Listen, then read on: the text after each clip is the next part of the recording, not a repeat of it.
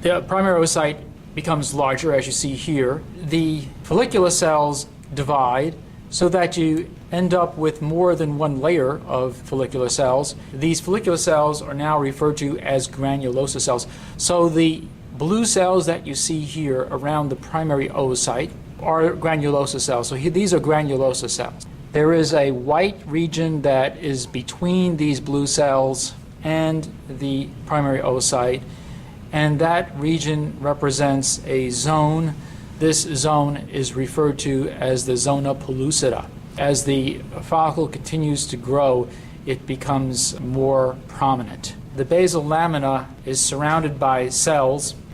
These cells that are surrounding the follicle now form the theca of the follicle. So these cells here would be thecal cells, and there are two layers. There is the theca interna, which are glandular cells that will produce steroid hormone, and cells in the theca externa, which become more like regular fibroblasts, cells of the connective tissue.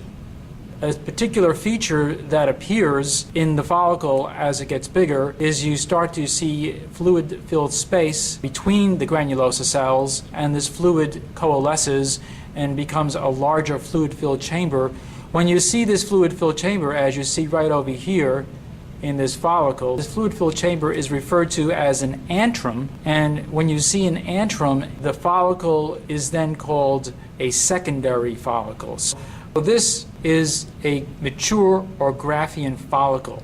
This mature Graafian follicle at this point is undergoing the process of ovulation, because what has happened is that pressure has built up within the follicle and the wall has weakened. At some point, the oocyte is extruded from the follicle and it goes into the peritoneal space that surrounds the ovary. So this right over here, this is the oocyte that is being extruded. Just prior to ovulation, primary oocyte undergoes the second division of meiosis and gives rise to the secondary oocyte. So this would be your secondary oocyte.